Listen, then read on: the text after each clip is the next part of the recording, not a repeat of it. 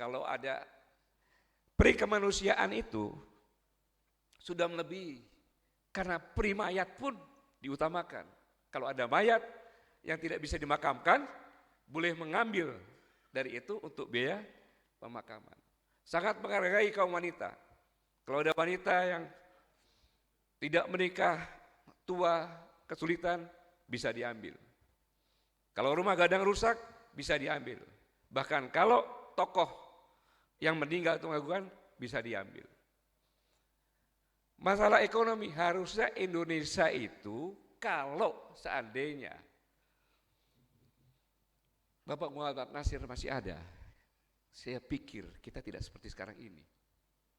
Seperti yang dikatakan tadi Pak Bahtiar, hutang kita banyak. Kemudian tanah kita, bahkan ada yang satu perusahaan memiliki tanah 1 juta hektar. Sehingga dari penelitian 1% orang kaya Indonesia itu seperti menguasai sekitar 49% penduduk Indonesia. Di Minang tidak mungkin terjadi karena ada tanah pusako, gitu. Di mana kaum wanita menjadi komisaris sekaligus manajemen yang mengontrol prianya untuk mengolah semuanya itu, dan tidak boleh dijual. Paling-paling banter harus dengan diskusi yang kesepakatan bersama-sama, dikasihkan di penggadaian. Biasanya orang Minang tidak pakai uang, tapi pakai emas. Tidak pakai bunga. Tapi kebun itu, kebun pisang, sawah, silakan penggadaian ambil hasilnya. Tatkala punya uang, dikembalikan lagi. Kalau ini terjadi, Masya Allah, nggak akan. Maka saya punya keyakinan bahwa benih-benih dari pembukaan Undang Dasar 1945, yaitu memprotek, melindungi segenap bangsa dan tumpah darah, itu protek. Bangsa adalah orangnya, tumpah darah tempat orang tinggal untuk hidup. Kalau menggunakan falsafah ini, selesai masalahnya. Karena keadilan di sini berdasarkan keadilan Islam. Muhammad Nasir mengatakan bahwa antara Islam dengan negara ibarat orang, jasad dan nyawa, tidak bisa dipisahkan. Tetapi Muhammad Nasir tidak mengatakan harus negara Islam, tapi harus bersama-sama dengan tujuan berkeadilan Islam. Muhammad Nasir yang mengatakan ini. Apalagi Bung Hatta. Bung Hatta masih umur 20-an, sudah di Belanda dituduh untuk bekerja sama dengan PKI 1926, dalam pledoinya nama Indonesia Versi itu mengatakan lebih baik Indonesia tenggelam ke dasar laut daripada harus dijajah oleh Belanda.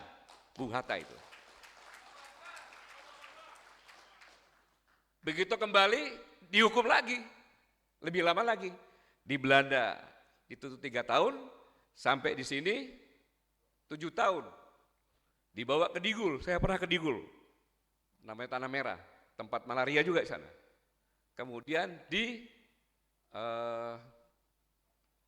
Banda Neira, kemudian terakhir di Sukabumi. Tapi ya itu, tetap produktif. Bahkan beliau sampai menjadi wakil presiden. Coba ingat-ingat, lihat sepatu Anda. Bung Hatta, kalau lihat dari pikirannya, beliau membuat ekonomi berdasarkan keadilan, yaitu koperasi, Bapak koperasi. Tetapi beliau punya mimpi ingin punya sepatu Beli, tidak terberi sampai akhir hayatnya. Muhammad Nasir belakangan menjadi pahlawan nasional, tetapi kiprahnya yang saya katakan tadi sangat-sangat luar biasa. Harusnya banyak lagi tokoh-tokoh yang ada, cuma kalau saya sampaikan bisa diusir nanti saya dari sini, nggak selesai-selesai. Karena tadi dikatakan Buya, banyak sekali tokoh-tokohnya. Ulama tidak terkenal, itulah ulama. Pada saatnya dia bangkit, diperlukan, baru terkenal. Kalau biasanya nggak terkenal.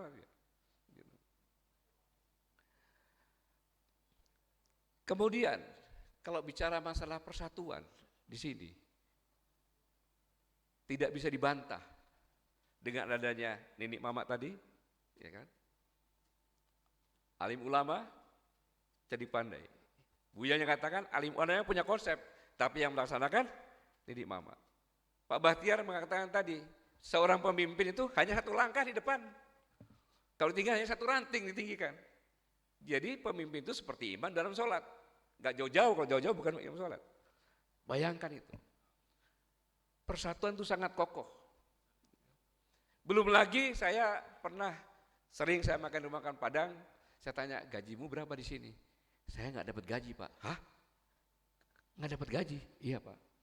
Saya seperti mempilik di sini, bagi untung. Kapan kamu dikasih untungnya? Nanti, pas menjelang bulan Ramadan kami pulang semua dikasih. Jadi, begitulah kemanusiaannya orang Minangkabau. Tidak membudakkan, tetapi menjadikan sama, luar biasa. Selanjutnya, saya ingin mengingatkan kepada kita semuanya, situasi yang sekarang ini itu adalah berawal dari anugerah Allah Subhanahu wa taala. Orang luar melihat Indonesia itu adalah pulaunya Cacinatik besar, ya kan? Lautnya Pak, ini Pak Wali Kota ini, saya bilang kepala suku saya, itu di Indonesia ini tempat ikan kawin. Jadi kalau kawin dia ke Indonesia, pulau manapun juga, laut manapun juga. Setelah saya kawin, dia beranak di tempat lain. Bayangkan, jadi ikan yang ada di seluruh lautan Indonesia ini adalah ikan yang besar-besar semuanya. Semua bentuk tambang apapun juga ada di wilayah Indonesia. Mau minyak, gas, nikel, emas, apalagi semuanya ada. Kemudian negara 9 terindah, penduduknya sangat ramah, budayanya beragam, persatuannya luar biasa. Jadi orang melihat ibarat gadis cantik. Maka sejak tahun 1289, kerajaan terkuat di dunia, Genghis Khan, mengutus utusannya, Mengki, ke Tuban untuk mengatakan bahwa Nusantara ini harus tunduk kepada Genghis Khan. Itulah orang Indonesia di Nusantara. Bukannya tunduk, yang diutus dipotong telinganya, kau pulang sana. Emangnya siapa saya ini kan? Genghis Khan itu.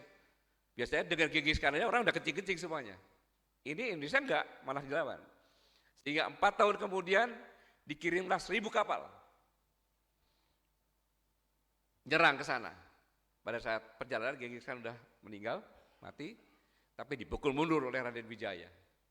Jadi sejak 800 tahun sejak 800 tahun yang lalu Indonesia itu sudah incer. Maka penjajahan terus berjalan-jalan itu. Siapa yang memotivasi, siapa yang memerdekakan? Lihat, tahun 1905,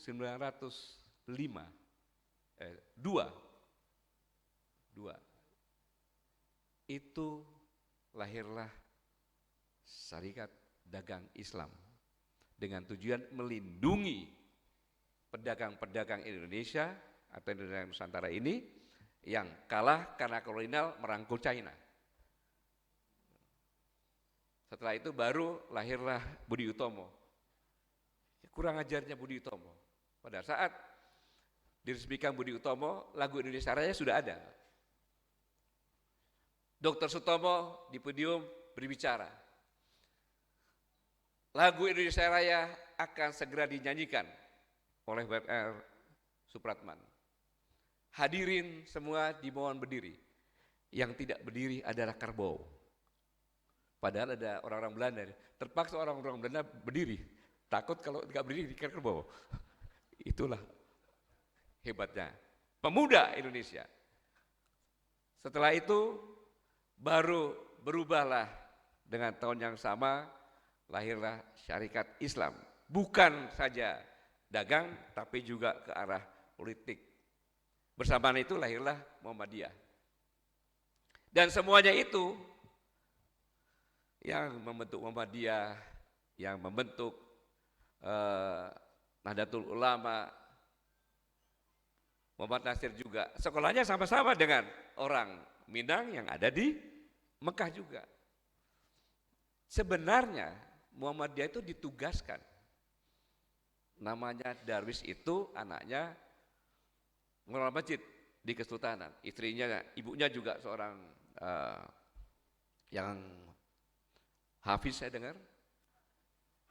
Karena dia takwa pintar di sekolahlah sama Sri Sultan Hamengkubuwono VIII ke Mekah. Yang kedua lah ketemu dengan Kiai Hasyim Asy'ari, kemudian Kiai Daburun Krapia, kemudian berapa tokoh semuanya. Disitulah pulang, kemudian ditugaskan untuk belajar di HIS, belajar mengajar. Setelah itu pulang, namamu kok Darwis, seperti Belanda, maka dirubahlah namanya. Dirubah namanya supaya tidak ke Belanda-Belandaan. Dirikanlah sekolah-sekolah. 1912. Setelah yang sekolah itu dewasa semuanya, 14 tahun kemudian, baru lahirlah Nahdlatul Ulama.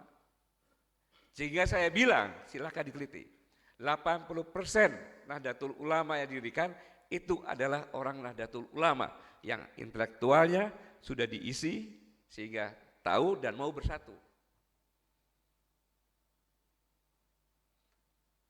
Nahdlatul Ulama nggak bisa disamakan dengan Muhammadiyah. Muhammadiyah itu mendidik, core bisnisnya berkembang dengan menyehatkan. Nahdlatul Ulama adalah organisasi perjuangan. Maka begitu 1926 didirikan, itulah dia melawan mode Belanda. Baru meningkat politik, barulah lahir Sumpah Pemuda. Tidak mungkin pemuda-pemuda ini bisa bersatu tanpa intelektualnya diisi. Baru lahirlah laskar-laskar. Sama juga, begitu merdeka, yang merancang semuanya 3 orang adalah dari sini. Bahkan Muhammad Nasir 3 bulan sebelumnya sudah ngomong peri ketuhanan, peri kemanusiaan, kemudian peri keadilan. Pancasila itu sudah disebutkan, tinggal dipoles-poles, disusun-susun saja. Muhammad Nasir juga yang menentang ketika akan dibuat Trisila, ketika akan dimaterialkan ketuhanan yang jadi melaksanakan agama masing-masing. Karena musi itulah maka tetap dilakukan sehingga tetap sebagai Pancasila dan syariat Islam itu menjadi payungnya. Dan kita menikmati negara kesatuan Republik Indonesia itu juga Muhammad Nasir. Iya, jadi Bapak integrasi. Lalu saya mau bicara apa di sini? Dari Pancasila, pembukaan dasar Pancasila, kehidupan sekarang ini sudah terbukti. Maka apabila agama sudah final dengan budaya, itulah keberhasilan. Bukan hanya Islam, di Bali pun sama, agama sudah bersama dengan budaya kuat. Maka saya datang sini belajar. Jadi saya mengatakan bahwa negara ini diinisiasi, dimotivasi, direncanakan, diperjuangkan oleh Islam. Belum selesai. Ketika baru merdeka di tahun yang sama, 17 Agustus, berapa bulan kemudian masih bayi, tiba-tiba sekutu akan ke sini, Belanda nompleng. Belanda nompleng. Ketika itu Bung Karno bingung menugaskan Pak Dirman. Kemana? Ulama juga. Kiai Hasyim Asy'ari. Maka lahirlah revolusi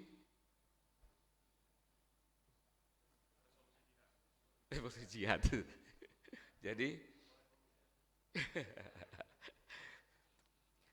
Mengapa demikian?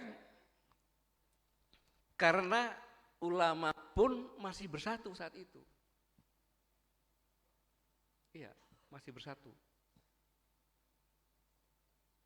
10 November, harusnya tanggal 9 November, Kiai Hasyim Asy'ari mengatakan jangan dulu, kita tunggu singa Jawa Barat.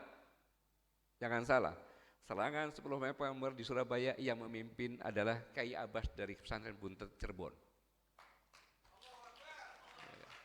Itulah persatunya umat.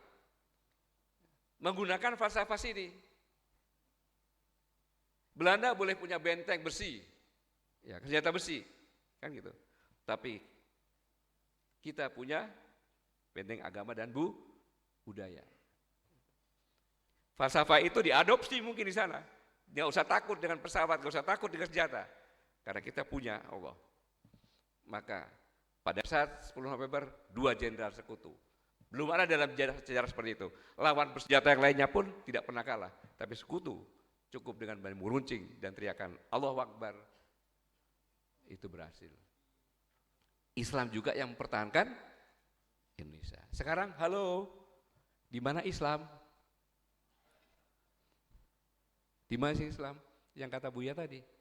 Kalau cerai berai kita nggak ada. Islam ada 80 sekian, 87%. Itu katanya. Nyatanya di dalam kancah politik tidak lebih dari 10%. Tunjukkan kepada saya partai mana yang di atas 10%. Tidak ada. Ada P3, PKS, PAN, PKB, Bulan Bintang. P3 sudah ada ya? Tidak lebih 10% masing-masing, tetapi tidak bersatu. Iya, kekuatannya dihargai oleh pemerintahan di sini, iya cuma 10%. Ya akhirnya Islam bukan sebagai tuan rumah. Makanya Buya sampaikan, kita harus bersatu. Karena bersatunya para ulama itu merupakan kekuatan. Saya ulangi, kalau ulama sudah bersatu dan umat patuh kepada ulamanya, dan itu keharusan, karena ulama adalah pewaris Rasulullah, dan ulama disejajarkan oleh Allah dengan malaikat. Jadi kalau ingin selamat para umat, ya harus patuh pada ulama. Saya pikir saya hanya ini saja yang saya sampaikan tadi, aja ulasan mengapa saya ke sini. Saya belajar, yang saya dapat belajar tadi itu semuanya, bahwa bangsa ini apabila mengikuti apa yang dilakukan di ranah Minang ini, insya Allah tanah kita tidak ada yang lepas. Kemudian manusia kita ya, kesenjangan sosial yang terjadi sekarang ini adalah kesenjangan dari apa yang diharapkan oleh pendiri bangsa ini dengan kondisi yang ada sekarang ini. Hanya dengan persatuan ulama dan persatuan umat kita bisa bangkit. Semoga Allah Subhanahu wa Ta'ala selalu membimbing kita semuanya, memberi petunjuk, kekuatan, semangat, dan mujizat untuk bersatu dan mengangkat yang gelap menjadi terang. Terima kasih. Wassalamualaikum warahmatullahi wabarakatuh.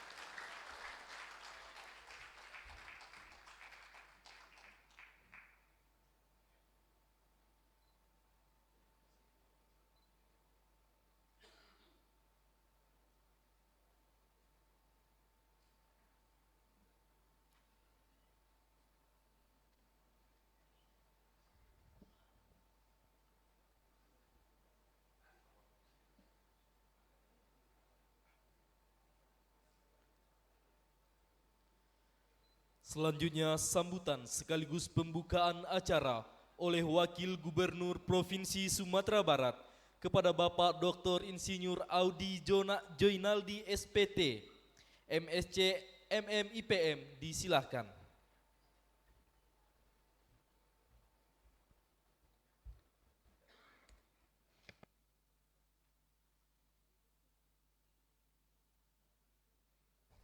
Tes. Nasi putih ambil di kamar, ikan raya masih di muara.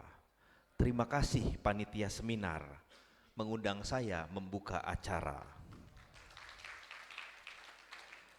Nampak sinar silaulah mata, pergi ke kanal di hari malam. Ini seminar yang luar biasa, seminar nasional kebangsaan umat Islam. Boleh satu lagi Om? Boleh. Duru Bintara kini brigadir. Kalau sudah disandang, tandanya sah. Sesepuh kita nampak hadir. Selamat datang Bapak Bahtiar Hamzah. Bismillahirrahmanirrahim. Assalamualaikum warahmatullahi wabarakatuh. Alhamdulillahirrahmanirrahim. Asyhadu an la ilaha illallah, asyhadu anna Muhammadan abduhu wa rasuluh. Rabbi zidni ilma warzuqni fahmah. Yang kami hormati, kami banggakan senior kami Bapak Bahtiar Hamzah. Yang kami hormati, kami banggakan Ketua Sekjen MUI telah hadir, pusat yang telah hadir pada siang hari ini. Yang kami hormati Ketua MUI Provinsi Sumatera Barat, Buya Gus Rizal Zahar. Ini memang tokoh Pak Gatot, Buya kita. Yang kami hormati Panglima TNI Bapak Jenderal Purnawirawan Gatot Nurmantio, terima kasih Pak sudah datang ke Sumatera Barat. Yang kami hormati seluruh pembicara-pembicara hebat yang juga hadir. Ini ada senior saya, Pak Said Didu. Senior betulan senior Pak, karena satu alma mater. Dulu beliau ketua umum alumni kami di Institut Pertanian Bogor. Bapak Amir Shah Tambunan, Ibu Dr. Husnul Mariah, Bapak Dr. Ubaidillah Badrun, Bapak Dr. Syahganda Nenggolan, seluruh pembicara hebat kita, ada juga Ketua Elkam, Bapak Fauzi Bahar tadi, tokoh-tokoh masyarakat, buya-buya, ulama, nenek mama, tokoh masyarakat, Bundo Kanduang yang hadir pada sore hari yang berbahagia ini. Tentunya pertama kita panjatkan puji dan syukur kehadirat Allah Subhanahu wa taala. Berkat rahmat sehatnya kita bisa berkumpul bersama, bersilaturahmi dalam rangka seminar kebersamaan kebangkitan umat Islam dalam menghadapi tantangan masa depan. Salawat serta salam kepada junjungan kita Nabi besar Muhammad SAW. Pada kesempatan ini Bapak Ibu yang kami hormati, kami menyampaikan permintaan maaf dari Bapak Gubernur Sumatera Barat. Beliau tidak bisa hadir bersama kita karena sedang beribadah umroh ke Tanah Suci bersama dengan Umi. Kita doakan semoga beliau sehat selalu dan lancar ibadahnya, kembali ke Sumatera Barat dengan sehat dan kembali memimpin Sumatera Barat. Amin amin ya robbal alamin. Pak Gatot, Buya, Pak Sekjen, Pak Bahtiar, atas nama pemerintah Provinsi Sumatera Barat, kami tentunya menyampaikan apresiasi setinggi-tingginya kepada Bapak Ibu Panitia sehingga seminar ini dapat terlaksana dan luar biasanya menghadirkan banyak sekali tokoh-tokoh nasional. Jadi tepuk tangan untuk panitia, tepuk tangan untuk Pak Bahtiar Hamzah. Tadi saya coba simak betul pidato dari, saya manggilnya Om biasanya, karena ini senior juga, Pak Gatot senior di partai. Pak Bahtiar Hamzah saya dengarkan dari Buya Gus Rizal dan speech yang luar biasa dari Pak Gatot Nurmantio. Tadi Pak Gatot cerita sejarah Islam. Saya mau cerita Sumatera Barat aja Pak, karena saya bangga sekali sebagai orang Sumatera Barat. Islam di Indonesia 87% katanya. Sumatera Barat ini lebih luar biasa lagi Pak, 97% Islamnya, umat muslimnya.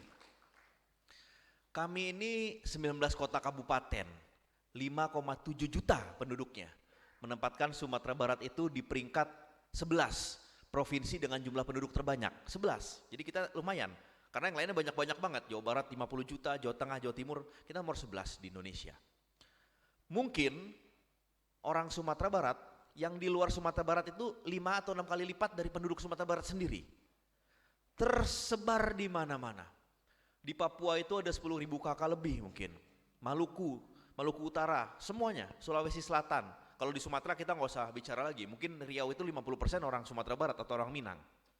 Jambi, Bengkulu, dan sebagainya. Tadi Pak Gatot cerita sejarah, saya jadi ingat. Sumatera Barat ini, we are the founding fathers of Indonesia. 3 out of 4, 4 serangkai pendiri bangsa. Siapa aja Pak? Bung Hatta, Tan Malaka, Sahrir, orang Ngawak, Bung Karno orang Jawa Timur. 3 orang yang merumuskan Pancasila, Bung Karno, Supomo, Muhammad Yamin, 1 orang Sumatera Barat. Jadi kalau orang Sumatera Barat dibilang kurang Pancasilais, nggak mungkin. Salah satu penyusun Pancasila itu Muhammad Yamin orang Sawah Lunto. 3 dari pendiri bangsa ini orang Minang. Izin Pak Gatot, Timor Leste lepas dari kita. Di Aceh sempat ada GAM, Gerakan Aceh Merdeka, akhirnya damai. Papua digoyang terus minta merdeka. Kalau Indonesia ini jadi states, negara bagian kayak di Amerika Serikat, saya bicara di depan forum umum Bu ya, saya jamin Sumatera Barat ini minta merdeka terakhir, saya bilang gitu. Jadi jangan ragukan kebangsaan, nasionalisme orang Sumatera Barat. Nggak mungkin orang Sumatera Barat ini berkhianat kepada Republik ini. Karena pendiri Republik ini orang Sumatera Barat. Pak Gatot, jadi memang unik Pak di Sumatera Barat ini. Saya Pak, saya jujur Pak, saya lahir besar di Jakarta Pak. Ayah saya orang Padang, ibu saya orang Solok. Ayah ibu saya lahir besar di Sumatera Barat. Tapi selepas SMA ya tipikal orang Minang, merantau, semuanya merantau, menikahnya di Jakarta. Bertemunya di Jakarta, menikahnya di Jakarta. Saya besar lahir di Jakarta. Tapi kakek saya pendiri kota Solok, Marahadin namanya. Sekarang nama stadion jadi nama stadion di kota Solok. Itu kakek satu garis. Kakeknya ibu, jadi saya saya cicitnya, buyut saya. Tapi ketika ngelihat orang Minang di luar, kenapa saya masih ngerti adat istiadat Minangkabau? Karena di rumah ayah ibu saya masih ngomong bahasa Minang. Makannya makanan-makanan Padang terus. Setiap tahun pasti bolak-balik ke Padang, masih Pak Gatot. Orang tua saya pun masih sering bolak-balik ke sini, ibu ayah saya alhamdulillah. Jadi keunikan ini kadang-kadang salah ditafsirkan oleh orang. Kita mungkin satu-satunya suku di Indonesia yang menganut sistem matriarkat, garis keturunan ibu. Jadi kalau ditanya, Audi orang mana? Saya pasti bilang saya orang Solok, karena kampung ibu saya di Solok Pak. Bukan orang Padang saya bilang, kampung ayah saya. Ini sesuatu yang unik. Nah, di Sumatera Barat sendiri Pak Gatot, kadang-kadang saya merasa miris sebagai pemerintah provinsi. Kita kerap dicap sebagai provinsi intoleran Pak. Kita nomor 2 paling bawah sebelum Aceh. Tapi Pak Gatot, mungkin sama Bapak di pemerintahan dulu jadi Panglima TNI, Buya, kita nggak pernah dengar di sini gereja dibakar, gereja dibom atau gereja ditimpukin atau tempat ibadah agama lain Pak, nggak pernah dengar Pak. Atau kelenteng dipalang atau nggak dibakar atau apa, kita nggak pernah dengar Pak. Karena kita menghormati keberagaman, kebersamaan, persatuan. Mohon maaf. Di Sumatera Barat ini, kalau orang Cina di Sumatera Barat Pak, mereka ngomong bahasa Minang Pak, beda sama yang di Medan. Ayah saya pernah sekolah di Don Bosco di sini. Don Bosco itu bukan sekolah Muslim, itu sekolah Nasrani. Pak Gatot bayangin, ayah saya bisa jadi ketua alumni Don Bosco. Ayah saya Muslim pribumi, Don Bosco itu 90% Cina Nasrani. Tapi dipilih. Jadi kalau dibilang intoleran, saya selalu protes Bu ya. Ini parameternya di mana? Perasaan kita nggak pernah menindas umat lain di luar Muslim di sini. Terus ada juga stigma. Wah, Sumatera Barat ini emang provinsinya nggak maju-maju katanya. Maju nggaknya provinsi tentu harus melihat indikator ekonomi, makro, pembangunan manusia dan kebudayaan.